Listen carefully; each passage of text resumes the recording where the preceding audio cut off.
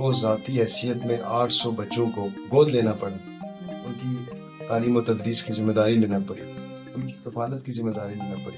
کیا یہ ریاست ماضی سے ہے؟ مجھے تو یہ ریاست ایک گھبڑ جیسی لگتی ہے بیسکلی، جہاں نورا کشتی ہو رہی ہے، سیاست کوئی نہیں ہو رہی. سیاست تو ایک نیک فریضہ ہے جو کہ ہم انسانوں کے لیے کرتے ہیں، ہم لوگوں کی بھلائی کے لیے کرتے ہیں، ہم لوگوں کی بہتری کے لیے کرتے ہیں. بیسکلی جو لوگ سیاستدان ہیں ہمارے ملک میں، انفارچونیٹلی وہ سیاستدان نہیں ہیں، وہ گنڈے لوگ ہیں اور ان کو اپنی جیبیں بھرنی ہے، ان کو اپنے لیے کام کرنا ہے. تو وہ نورا کشتی ایک ہمارے ملک میں چل رہی ہے. جب اوپر بیٹھے ہوئے لوگ بد دھیان رہتے ہیں تو نیچے جو بیٹھے ہیں وہ بیوروکریسی بھی ویسی ہے. بسم اللہ الرحمن الرحیم. آپ دیکھ رہے ہیں KBC نیوز ڈیجیٹل اور میں ہوں آپ کا میزبان بشار کاظمی. آج کی ہماری مہمان ایک ہماری شخصیت، جن کی شخصیت کا پر ایک طویل گفتگو کا تقاضا کرتا ہے، جو کہ شاید آج کی اس نشست میں ممکن نہ ہو سکے. فاؤنڈر پریزیڈنٹ ہیں وائس ویلفیئر ٹرسٹ کی، ایمبیسڈر ہیں انسانی حقوق کمیشن کی، آپ کے WF کی فاؤنڈر پریزیڈنٹ ہیں. اس کے علاوہ ایک معروف سیاسی شخصیت، ایک کاروباری شخصیت. آج ہم اس سیٹ پہ ان کی موجودگی کے لیے ان کا شکریہ ادا کرتے ہیں اور ان سے جاننے کی کوشش کریں گے کہ ایک خاتون ہوتے ہوئے جس معاشرے میں یہ کہا جاتا ہے کہ عورت ہے، کیسے کرے گی، گھر سے کیسے نکلے گی، نہیں کر سکتی، چار دیواری کا حصہ ہے. تو میم سب سے پہلے تو آپ کا بہت بہت شکریہ کہ آپ آج ہمارے سیٹ پہ موجود ہیں. آپ سے یہ جاننا چاہیں گے کہ ایک خاتون ہوتے ہوئے جو کچھ میرے سامنے پڑھا اور جو ایک اچھا حافظہ ہونے کے باوجود اگر میں اس کو پڑھنا شروع کر لوں تو شاید آج کی یہ نشست اور یہ انٹرویو اسی کے لیے کافی ہوگا اور میں مزید جو ہے نا ایسے کہ انٹرویوز کرنے پڑیں گے. کیسے کر لیتی ہے اتنا سارا؟ السلام علیکم جی.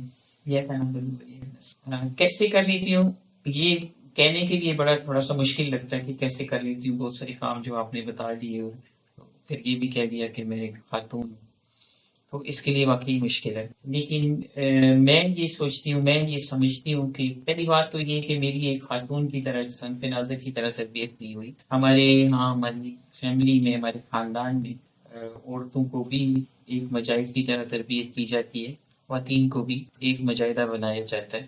تو ہماری بھی تربیت ویسے ہوئی ہے. برٹش آرمی افیسر اور ایک سدوزئی خاندان کی سردار فیملی سے میرا تعلق ہے. اور ہمارے یہاں صنف نازک کو صرف صنف نازک اور چولہے چوکے میں روٹی پکانے پہ نہیں رکھا جاتا، ان سے بڑے بڑے کام لیے جاتے ہیں اور ان سے بڑے بڑے فیصلے لیے جاتے ہیں. تو اس لیے یہ سب اتنا میرے لیے مشکل نہیں. نہ کوئی میں سمجھتی ہوں کہ بہت بڑا میں بیمار کا مار رہی ہوں، لیکن میں جو کام کر رہی ہوں اس کے لیے ٹائم چاہیے. یہ ہوتا ہے کہ میرے پاس وقت کی کمی ہوتی ہے، میں اس طرح سے وقت اپنی فیملی، اپنے بچوں کو نہیں دے سکتی، گھر کو، کیونکہ میرے کام بڑھتے جا رہے ہیں. تو اس وجہ سے یہ تھوڑا سا ایک میرے لیے مسئلہ ہوتا ہے کہ گھر والوں کی شکایتیں، بچوں کی یہ سننی پڑتی ہیں، وہ بھی اب سن کے پکی ہوگی. اچھا میم، ہمارے سننے والوں کے لیے دلچسپی کا پہلے یہ بھی ہوگا کہ آپ صاحبزادی ہیں فاطمہ خان آف منگ کی. الحمدللہ. خان آف منگ کا ذکر آتے ہی جو ایک پہلا نقشہ انسانی ذہن میں آتا ہے جنگ و جدل، قتل و غارت، جہاد، کرختگی. وہ آپ کی انسپریشن اور یہ سافٹ آرٹ اور یہ ویلفیئر کا کام کا تعلق بنتا نظر نہیں آتا.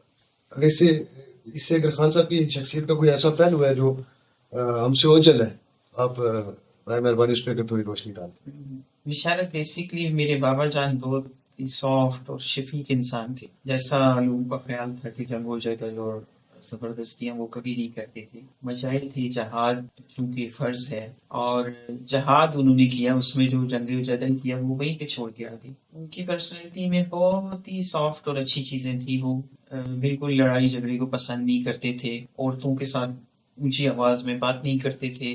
وہ ان کے جیسا انسان میں نے آج تک اپنی لائف میں دیکھا نہیں، اور میری انسپریشن تھی میرے بابا جان. انر وائس میم کیا ہے؟ انر وائس بیسکلی اندر کی آواز ہے، جو کہ میرے بابا جان کی اندر کی آواز ہے.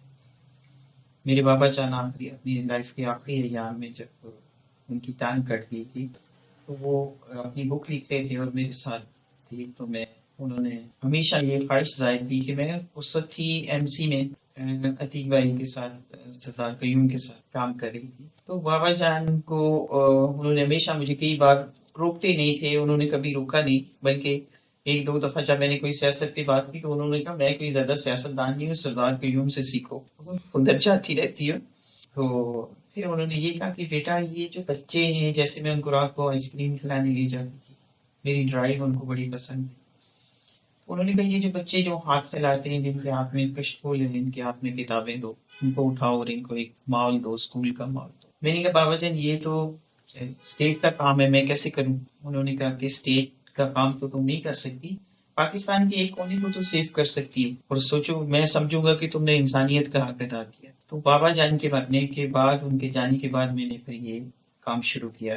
میں نے بچے اٹھائے. برما کا ایک کام تھا، اس سے کافی ہے تو اسلام آباد کا حصہ، لیکن بڑے پسماندہ اور غریب لوگ وہاں رہتے تھے. بچے تھے جو مزدوری کرتے تھے، جو کام کرتے تھے، جو بھی مانگتے تھے. ہم نے وہیں سے شروعات کی اور اسکول بنایا. برما میں آپ کا پہلا تھا جی، وہ میرا پہلا وہاں اس کا فری اس ایجوکیشن. کے بعد میں پھر پاکستان گئی، تو وہاں میں گئی تو گھومنے پھرنے تھی، لیکن لوگوں نے مجھے دیکھا ہوا تھا شاید پیج سے، فیس بک پہ، تو وہ ایک ڈیلیگیشن میرے پاس لے کے آئی کہ ہمیں بھی ایک اسکول کی ضرورت ہے. تو وہاں میں نے ایک اسکول کھولا. پھر مظفر آباد انگور میں ماجرین کا ایک اسکول تھا جو لوگ پہلے سے چلا رہی تھی، لیکن پھر وہ نہیں چلا پائی، اس کو بند کیے جا رہے تھے. تو مجھے کسی نے بتایا، میں وہاں گئی اور میں اسکول کو شروع کر دیا. الحمدللہ اس کی یہ تیسرا ادارہ یونیورسٹی تیسرا ادارہ تھا. مظفر آباد. جی، بلڈنگ بنا لی. پھر میرے اپنے گاؤں میں ایک ادارہ ہم نے کھولا. ایک جگہ تھی وہاں دسا، بڑے اچھے، بڑے پڑھے لکھے اور خوبصورت لوگ تھے، لیکن وہاں کوئی اسکول نہیں تھا، بڑے غریب لوگ تھے.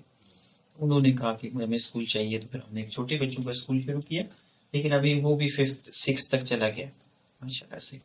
ابھی ریسنٹلی میں نیلم ویلی کی وہ ایک جگہ ہے جہاں کٹن یا کیا اس کو کہتے ہیں، کٹن، وہاں جا کے ہم نے ایک ادارہ کھولا. وہاں اس میں ایک ووکیشنل ٹریننگ سینٹر ہم نے ویمن کے لیے کھولا، اور ایک قرآن سینٹر کھولا جو مظفر آباد میں بھی ایک قرآن سینٹر میں نے دیا. چونکہ یہ بھی میں آپ کو بتانا چاہتی ہوں جس جاننا چاہیے حوالے سے کہ میں ہمیشہ بابا جان یہ کہتے تھے کہ ہم میں جو کمیاں رہ گئی ہیں، جو پڑھے لکھے لوگ بھی قرآن پاک کو پڑھتے ہیں عربی زبان میں اور ان کو لپیٹ کے چوم کے اور اونچی جگہ رکھ دیتے ہیں. قرآن پاک کا یہ کنٹریبیوشن نہیں ہے ہماری لائف میں، وہ ہماری لائف کا ایک عمل ہے. اس کے اوپر ہمیں پڑھنا ہے، سیکھنا ہے اور عمل کرنا ہے.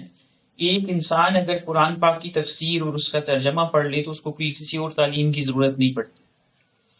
تو یہ بھی میرا مشن ہے کہ میں لوگوں کو با ترجمہ بچوں کو، اب جو بڑے ہو گئے ان کا تو اللہ حافظ، مگر جو بچے ہیں، ہماری نئی نسل ہے، ہماری جنریشن ہے، ہمارا سرمایہ ہے، میں چاہتی ہوں کہ وہ قرآن پاک ترجمے کے ساتھ پڑھیں. تو اس طرح سے میں نے ایک یہاں برما میں بھی ایک ابھی میں ریسنٹلی کھولا ہے ایک قرآن سینٹر. ایک وہاں مظفر آباد کے شہر سٹی میں کھولا ہے، ایک بیوہ لڑکی تھی بیچاری، اس کو کھول کے دیا. اور ایک وہاں کوٹن میں کھولا ہے جو کہ وہاں قرآن سینٹر ہے، ایک ووکیشنل ٹریننگ سینٹر ہے ویمن کے لیے، اور ایک چھوٹی سی وہ ہے اس کو کیا کہتے ہیں، ہاسپٹل کو نہیں کہ ڈسپینسری ہے. اور اس کے علاوہ اور کیا تھا کہ ہاں یہ تو 4 چیزیں ہماری. ووکیشنل ٹریننگ سینٹرز کے حوالے سے میں تھوڑا سا اس پہ گفتگو کریں گے. یہ جو آپ کے انر وائس کی فری ایجوکیشن سسٹم کے 4 ادارہ جات جن کا آپ نے تذکرہ فرمایا، جی، ان میں مجموعی طور پہ کتنے بچے آپ کے پاس جو اس وقت زیر تعلیم؟ ان میں سارے میرے پاس بچے تقریباً 800 سے زیادہ ہو گئے، 800 سے زیادہ. ادارے کی جو ایڈکشنز ہیں، یہ کس کلاس سے آپ ان کو لیتی ہیں اور کس؟ میں نرسری سے لیتی ہوں، پلے گروپ سے لیتی ہوں بچوں کو. میرے پاس وہی بچے ہیں جو میں نے پلے گروپ میں لیے، وہی بچے اوپر جا رہے ہیں. بیچ میں ایڈمیشن نہیں کرتی بڑی کلاسز. تو 800 بچوں کی ذمہ داری آپ نے اپنے ساتھ لے رکھی ہے. جی، اپنے بچوں کے لیے وقت کہاں سے رکھا؟ میرے بچے ایک تو بڑے ہو گئے، میری بیٹی بڑی ہو گئی ماشاء اللہ سے، ریسنٹلی اس کی شادی ہوئی. تو دوسرا یہ ہے کہ جب آپ کچھ سوچ لیتے ہیں لوگوں کے لیے کرنے کے لیے، اللہ کے لیے کرنے کے لیے، اپنے کنٹری کے لیے کرنے کے لیے، تو پھر آپ یہ نہیں سوچتے کہ میری ذات میں کیا ہے. اپنی ذات سے نکلنا پڑتا ہے.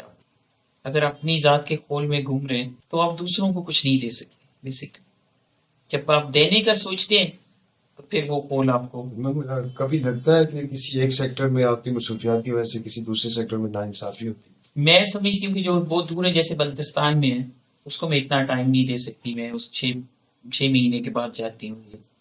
اس میں تھوڑی گڑبڑ ہوتی رہتی ہے کہ وہ لوگ جو ہے اس طرح سے ایمانداری سے کام نہیں کرتے. لیکن باقی جو یہاں پہ جو میری دسترس میں ہوتا ہے، جو میری پہنچ میں ہوتا ہے، وہاں میں ہر کام خود جا کے کرتی ہوں. میں ایک سادہ سی بات ہے کہ یہ 4 ادارہ جات جس طرح سے آپ نے بتایا، اس میں آپ یونیفارم कुतुब हाँ 5 ادارے میں. जी 5 इदारों में جی हमारे साथ आप यूनिफॉर्म भी हमारे किसी दोस्त ने बताया था कि आपकी तरफ से ही दिया जाता جی है, किताबें आपकी तरफ से दी جی जाती है. आपने एक अच्छा एजुकेटेड स्टाफ रखा हुआ है और जो आपका निज़ाम तालीम है वो असर हाज़िर के तकाज़ों के मुताबिक है. جی ایسا ये बहुत ज़्यादा जो है वो इस महंगाई के दौर में एक महंगा काम है. कैसे कर पाती है? इसके वसाइल का मंबा कौन है? بیسکلی مجھے گھر سے سپورٹ کرتے ہیں لوگ. میرے اپنی فیملی کا جو میرا ہم لوگوں کا فلور مل کا بزنس ہے تو یہ کوئی ڈونرز آپ نے اس وقت تک آپ کے نہیں ساتھ کیا ابھی کام تک کے میں لیے نے نہیں کسی اپنے ڈونر کو ذاتی نہیں وسائل سے اور نہیں. آپ کے کچن سے ہی شیئرنگ ہے ساری. جی بالکل. ایک میرے پاس ایک ڈونر ہیں جو ایک کینیڈا میں رہتے ہیں, فاطمی بھائی. ان کا بیٹا ہے معاذ غنی, وہ آلریڈی ایک آرگنائزیشن چلا رہے ہیں اے پلس. وہ مجھے ہیلپ کرتے ہیں, وہ میرے لیے کچھ نہ کچھ ہمیشہ بھیجتے ہیں. جیسے مظفر آباد کا اسکول بنایا, بلڈنگ بنائی, تو اس میں انہوں نے ہیلپ کی. اور کبھی جب بکس کا جیسے سالانہ ایگزام ہوتے ہیں, آفٹر ایگزام اور یہ سب, تو اس میں ایک بڑا بجٹ مجھے چاہیے ہوتا ہے, اس میں کرتے ہیں. انہوں نے یہاں میرے برما اسکول میں کمپیوٹر سینٹر بچے نے معاذ نے بنا کے دیا, لیب بنا کے دیا میں. تو بس وہی میرے پاس ایک ڈونر ہے. آر کے ڈبلیو ایف کا تعارف آپ سے جاننا چاہیں گے کہ اس کی ضرورت کیوں محسوس ہوئی آپ کو؟ آر کے ڈبلیو ایف جو ہے وہ میرے لیے آر کے ڈبلیو ایف میں میرا بزنس بھی ہے, میری فلور مل ہے, میں بزنس بھی کرتی ہوں. وہ بھی آر کے ملز ہیں. آر کے میرا نام ہے بیسیکلی راکیدہ خان. اس سے ہم نے ایک آرگنائزیشن بھی بنائی جو اے سی سی پی سے رجسٹرڈ ہے, اور میں ایک اس پہ مزید ہم کام کرنا چاہتے ہیں. ریاست ہوگی مانگے جیسی, جی اس ریاست میں آپ کو ذاتی حیثیت میں 800 بچوں کو گود لینا پڑا, ان کی تعلیم و تدریس کی ذمہ داری لینا پڑی, ان کی کفالت کی ذمہ داری لینا پڑی. کیا یہ ریاست ماں جیسی ہے؟ مجھے تو یہ ریاست ایک ڈھونڈے جیسی لگتی ہے بیسکلی, جہاں نورا کشتی ہو رہی ہے. سیاست کوئی نہیں ہو رہی. سیاست تو ایک نیک فریضہ ہے جو کہ ہم انسانوں کے لیے کرتے ہیں, ہم لوگوں کی بھلائی کے لیے کرتے ہیں, ہم لوگوں کی بہتری کے لیے کرتے ہیں. بیسکلی جو لوگ سیاستدان ہیں ہمارے ملک میں, انفارچونیٹلی وہ سیاستدان نہیں ہیں, وہ گنڈے لوگ ہیں, اور ان کو اپنی جیبیں بھرنی ہے, ان کو اپنے لیے کام کرنا ہے. تو وہ نورا کشتی ایک ہمارے ملک میں چل رہی ہے جو کہ ہم نے بچپن سے لے کے آج تک دیکھی, کچھ چینج نہیں ہوا.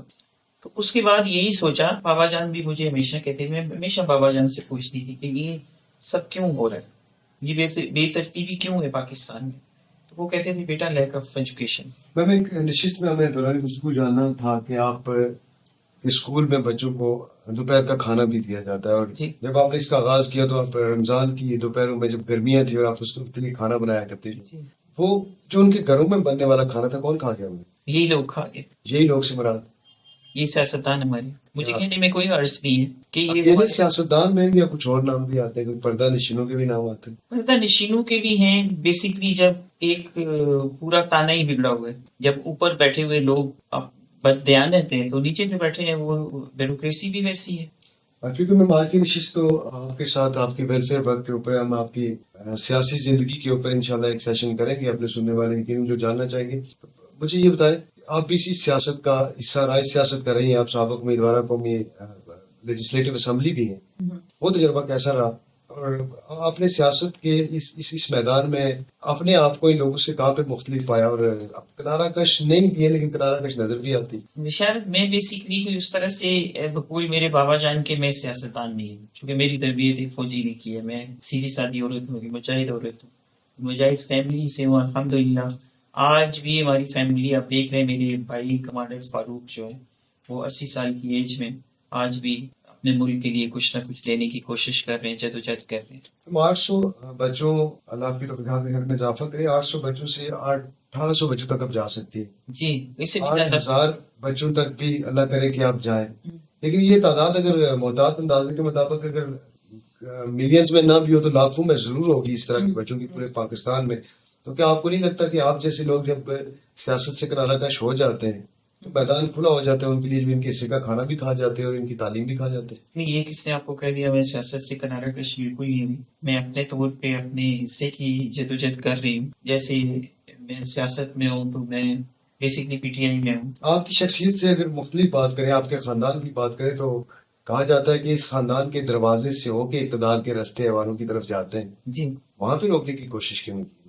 وہاں پہ روکنے کی اس لیے کوشش نہیں کی کہ ہر خاندان میں ہر گھر میں ہر جگہ میں مختلف لوگ بیٹھے جو کہ اپنی ذات کے لیے بھی سوچتے ہیں اور جن کی ذات سے ہمیں بھی فائدہ ہے. ہم کاروبار اپنا جو جیسے اسپیشلی آپ ہمارے گھر کو دیکھ لیں تو ہم بزنس مین لوگ ہیں. ہمارے گھر میں کوئی بھی اس طرح سے سیاست نہیں کرتا چونکہ اگر سیاست کریں گے تو آپ بزنس نہیں کر سکتے. تو اس کے لیے پھر جو اپس اینڈ ڈاؤن آتے ہیں جب جو لوگ مخالف لوگ جب حکومت میں آ جاتے ہیں تو وہ ہمیں ٹف ٹائم. پاکستان میں ایسے بچوں کا کیا مستقبل دیکھ رہی ہیں اپنے ادارہ جات کے علاوہ جو ابھی بھی سڑکوں پہ ہیں؟ میں سمجھ رہی ہوں کہ پاکستان میں ایسے لوگوں کا جو بھی لوگ غریب ہیں اور موسٹلی وہ غریب ہیں غریب سے غریب تر ہوتا جا رہا ہے اور امیر سے امیر تر ہوتا جا رہا ہے. جن بچوں کو میں نے اٹھایا میں پوری کوشش کر رہی ہوں کہ انہیں میں کسی منزل تک پہنچاؤں لیکن میں انہیں ڈگری دے دوں گی ڈگری ہولڈر بنا دوں گی پڑھا دوں گی شعور دے دوں گی اور وہ شعور لے کے وہ میرا خیال ہے مزید پریشان ہوں گے کیونکہ میں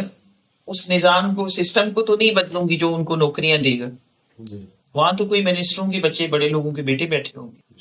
اس سسٹم کو توڑنے کے لیے بڑے سٹیپ لینے ہوں گے. ان بچوں کو اگر وہ صرف میری ذمہ داری نہیں وہ آپ کی بھی ہے وہ سب کی ہے حکومت کی ہے لوگوں کی ہے پورے عوام بنیادی طور پہ تو حکومت کی سب کی ہے. لیکن اگر ہم سب لوگ مل کے یہ کام نہیں کریں گے تو میں ان 800 بچوں کو یا میں 8000 بچوں کو پڑھا کے بھی ان کو وہ لائف نہیں دے سکتی جو کہ ان کو ملنی چاہیے جو وہ ڈیزرو کرتے ہیں. یہ تو ہو گیا میم انر وائس پہ گفتگو. آپ کی زندگی کے متعلق کچھ باتیں جو ہمارے سننے والے یقیناً جاننا چاہیں گے آپ. جیسے میں نے انٹرو میں کہا کہ کشمیر کی وہ واحد شخصیت ہے وہ واحد خاتون ہے کہ جن کی مثال مستقبل میں بھی شاید ہماری دعا ہے کہ ایسی بہت ساری خواتین آئیں ایسے بہت سارے اصحاب آئیں کہ جو یہ بیڑا آپ کے ساتھ اٹھانے میں آپ کے ماحول ثابت ہوں ہماری نئی نسل کے معمار ثابت ہوں لیکن نظر نہیں آتا. راحیلہ خان اپنی ذاتی حیثیت میں پاکستان میں پیدا ہونے پہ کتنی مطمئن ہوں؟ جہاں تک بات پاکستان کی ہے تو میں آج بھی پاکستان سے اتنا ہی پیار کرتی ہوں جتنا اپنے بابا سے کرتی ہوں.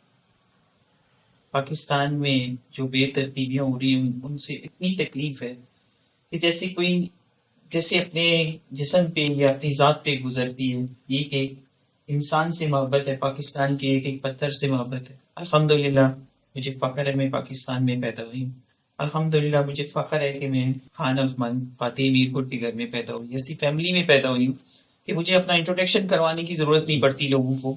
میں جہاں جاتی ہوں لوگ رسپیکٹ دیتے ہیں اور لوگوں کو پتہ ہوتا ہے یہ کون سی بات. حقیقت پسندانہ سوچ کا مظاہرہ کرتے ہوئے پاکستان کے مستقبل سے کتنی پر امید؟ میں پاکستان کے مستقبل سے پر امید اس لیے ہوں کہ آج کی جو جنریشن ہے آج کا جو نوجوان ہے پاکستان میں اس کو یہ پتہ ہے کہ مجھے کیا کرنا ہے اور وہ کر رہے ہیں اپنا کام. زندگی میں مایوسی کا کوئی لمحہ؟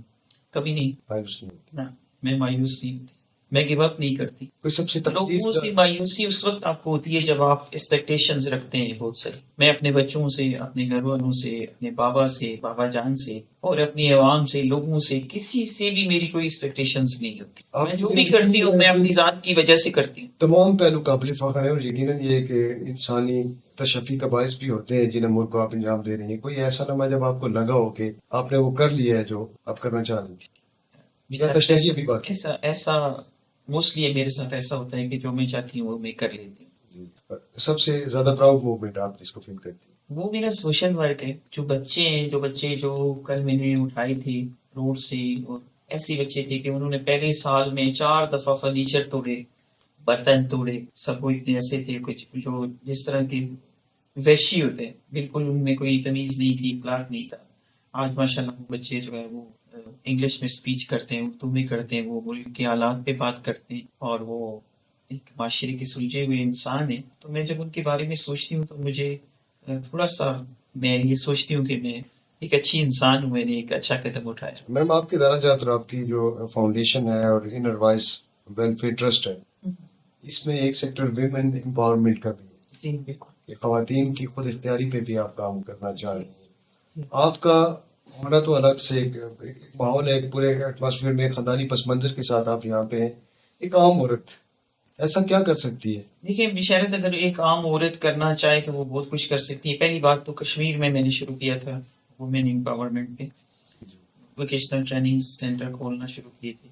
شروع میں مولانا صاحب نے بڑا سیکشن کیا مجھے کرنا پڑا مقابلہ. تو انہوں نے کہا عورتوں کو آپ لوگ آ کے باہر نکالتی ہیں, ہماری عورتیں فیس بک پہ جاتی ہیں, لوگ دیکھتے ہیں, 4 گز 4 دیواری ہے, یہ سب ہے. تو پھر ان کے ساتھ کافی دفعہ ڈیبیٹ ہوئی. ان کو یہ بتایا کہ عورت 4 دیواری کے اندر رہ کے بھی کام کر سکتی ہے. یہ ان کو مشینیں یا ان کو جو بھی کام میں دے رہی ہوں یہ کمرے میں بیٹھ کے اپنا کام کریں گی. اور آپ لوگوں نے جس طرح سے ایک عورت کو ایک پرانی یا ایک بے جان یا ایک بیکار چیز سمجھ کے ایک کونے میں پھینکا ہوا ہے, یہ عورت آپ کی ماں بھی ہے, بہن بھی ہے, بیٹی بھی ہے, اسی کے قدموں میں آپ کی جنت ہے. اور اس میں بڑی طاقت ہے. یہ چاہے تو کچھ بھی کر سکتی ہے, اپنے آپ کو ایٹ لیسٹ اسٹینڈ تو کر سکتی ہے. تو میں یہی چاہتی ہوں کہ خواتین جو ہے وہ اپنے لیے کچھ نہ کچھ کریں. لیکن کشمیر میں مجھے مایوسی ہوئی کہ عورتوں نے اس طرح سے کام نہیں کیا. اس کی سب سے بڑی وجہ کیا خیال کرتی ہے آپ کی؟ کشمیر میں ایسا کیا تھا کہ کشمیر کی خواتین میری گھر سے جو ہے کوئی اپریسیشن نہیں ملی. لوگ ایسے سوچتے نہیں, کیونکہ کشمیر میں تو ہم مرد بھی اب کام کرنا نہیں چاہتے, لوگ نہیں کام کرنا چاہتے. ایک وہی وقت تھا کہ ہماری وہ زمینیں تھی, زرخیز تھی, انہی زمینوں سے ہم لوگ صرف چائے کی پتی یا چینی خریدنے کے علاوہ کچھ خریدتے نہیں تھے. دودھ, سبزیاں, مرغیاں سب کچھ گھر کا ہوتا تھا, اناج گھر کا ہوتا تھا. یعنی یہ کوئی اتنی پرانی بات نہیں, میرے ہوش کی بات ہے. ہماری زمینوں سے چاول بھی ہوتے تھے, مکئی بھی ہوتی تھی, گندم بھی ہوتی تھی. اور آج وہ زمینیں ایسی ویجن پڑی ہوئی ہیں کیونکہ جو لوگ کام نہیں کرنا چاہتے, اب وہ لوگ نہیں رہے جو محنتی لوگ تھے. اور اس کے بعد اوپر سے جو زلزلہ آیا, یہ ارتھ ویک کے وقت پہ جب ان لوگوں کو بھیک ملنا شروع ہو گئی, لوگوں کو ایڈ ملنا شروع ہو گئی, لوگوں کو امداد ملنا شروع ہو گئی, تو ان کو اس طرح کی عادت اور لت پڑ. کشمیر کا سب سے بڑا مسئلہ آپ کی نظر؟ کشمیر کا سب سے بڑا مسئلہ ہے کشمیر کے علاوہ, مسئلہ کشمیر کے علاوہ یہ مسئلہ ہے کہ لوگ کام نہیں کرنا چاہتے, محنت نہیں کرنا چاہتے, لوگ خود سے کچھ نہیں کرنا چاہتے. وہ یہ چاہتے ہیں کہ کوئی اگر الیکشن لڑنے آ رہے ہیں تو وہ ہماری گھر کی ساری اساشیں لا کے پہلے ہمارے گھر میں ڈالے, پھر ہم اس کو ووٹ دیں. سیلف پسندی جو ہے نا وہ ہمارا سب سے بڑا مسئلہ ہے. خود پسندی ہے میرا خیال ہے. اور کشمیر کو اگر ملا لیا جائے پاکستان کے ساتھ, تعلیم سب سے بڑا مسئلہ یقیناً, اور صحت کا مسئلہ بھی ہے. لیکن چلے قطع نظر اس کی کہ اس میں کوئی سیاسی پہلو آ جائے, مسائل تو اس وقت پوری قوم مسائل کے ایک دلدل میں پھنسی ہوئی ہے. پاکستان کی کوئی ایک امید جس کو رائلہ خان دیکھ رہی ہے؟ میرے پاس کافی ساری امیدیں ہیں جو میں یہاں ڈسکس نہیں کرنا چاہتی. جب دوبارہ آپ سے ملوں گی تو بتاؤں گی. لیکن فی الحال میں آپ کو یہ کہتی ہوں کہ آج کا پاکستان کا اسپیشلی نوجوان جو ہے وہ اٹھ کھڑا ہوا ہے, پڑھا لکھا ہے, اور وہ اپنا کام کر رہا ہے جو اس کو کرنا ہے. وہ ڈر نہیں رہا کسی چیز کی, کوئی اپنی جان کی پرواہ نہیں کر رہا.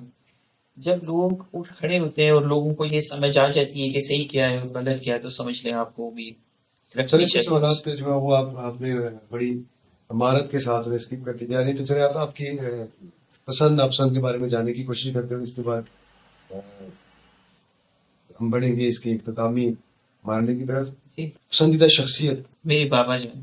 اس کے علاوہ جو ہمارے قومی ہیروز میں سے عمران خان کو پاکستان کی سب سے بڑی امید خیال کرتی ہیں. بالکل 100%. رائلہ خان خود سے کتنی مطمئن؟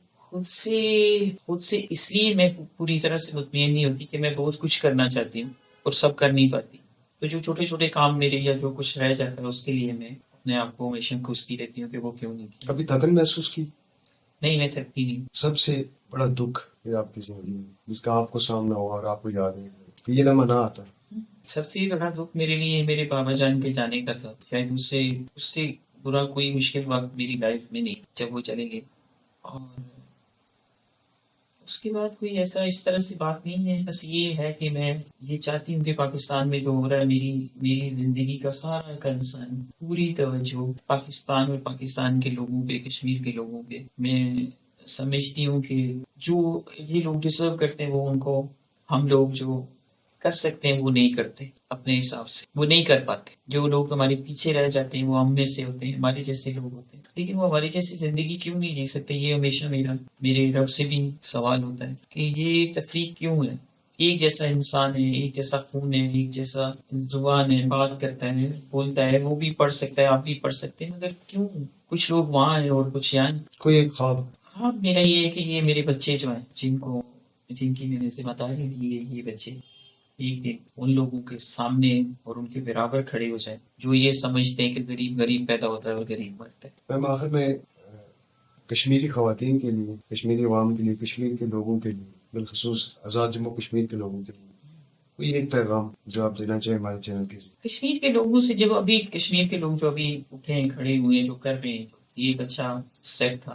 اشارت ایک دفعہ میں تراٹل میں گئی تھی 2-3 سال پہلے تو مجھے لوگوں نے آفٹر الیکشن تو لوگوں نے مجھے اپنے بل بجلی کے اس وقت تنویر الیاس صاحب کا دور تھا تو بجلی کے بل دیے کہ یہ دیکھیں ہماری بجلی کے بل زیادہ آ گئی. تو میں نے تراٹ کا ایک امرات میں نے ایک ہاسپٹل بھی ہیلپ کیا تھا. ایک سردار اشرف صاحب انہوں نے بلڈنگ بنائی تھی اور اس کو شروع میں نے کیا تھا تو وہاں ایک ایمبولینس بھی میں نے دی تھی اور اس کو ہم نے اسٹارٹ کیا تھا. تو میں اس کا انوگریشن کرنے کے لیے گئی تھی تو انہوں لوگوں نے مجھے کہا کہ یہ بل دیکھیں جی ہماری بجلی کی بل زیادہ آ گئی. تو میں نے کہا میں تو اسمبلی میں نہیں کی نام لوگوں نے ووٹ دیے جو لوگ جن لوگوں کو آپ نے ووٹ دیے اور جو ایک آواز دیتے ہیں پورا دن 6-7 گھنٹے آپ آ کے کھڑے ہو جاتے ہیں اور وہ جب الیکشن جیت جاتے ہیں وہ اپنے شیشے بند کر کے نکل جاتے ہیں.